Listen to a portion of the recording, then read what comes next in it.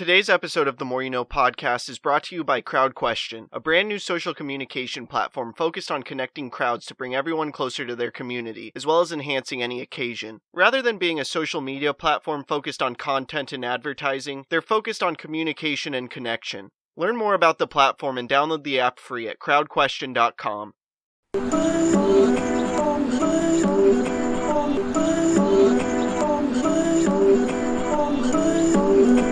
I'm just trying to make it all make sense. The More You No Podcast.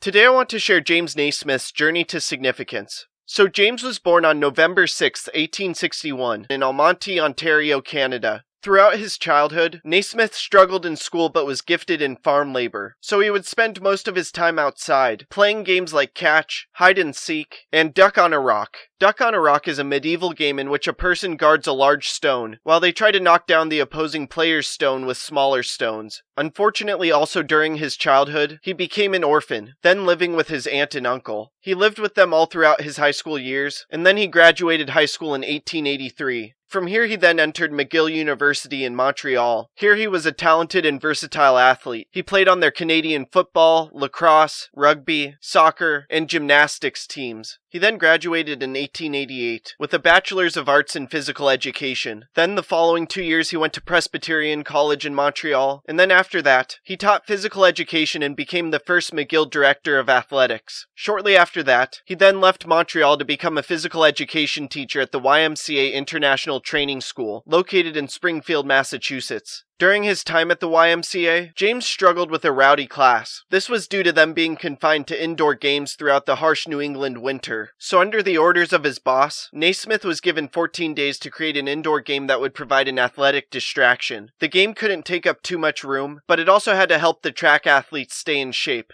During his time thinking up a new game, he analyzed rugby, lacrosse, soccer, football, hockey, and baseball. He concluded that a big soft soccer ball was safest, that the most physical contact occurred while running with the ball or dribbling or hitting it, that body contact was reduced by making the goal unguardable, and lastly he was inspired by his old favorite game Duck on a Rock, and used the basis of how to score in that game to score in his game. He then named this new game basketball, and in December of 1891 the first game was played, and within 2 years, basketball was introduced internationally by the YMCA movement. From there, James then went to Denver to acquire a medical degree, and then in 1898, he joined the University of Kansas faculty. The same year, the school started a men's basketball program. Naismith was not initially hired to coach the team though, but he did eventually become the coach. And ironically, he's the only coach in the program's history to have a losing record. From there, the game gradually took off and it's now what we know today, now being one of the biggest sports in the world. And the NBA Hall of Fame, as well as the College Basketball Player of the Year and the College Coach of the Year, are all named after Naismith.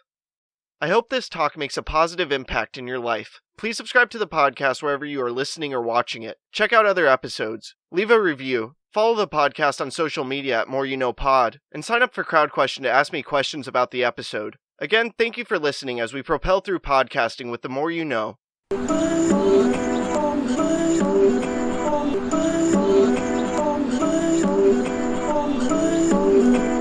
just trying to make it all make sense. The More You No Podcast.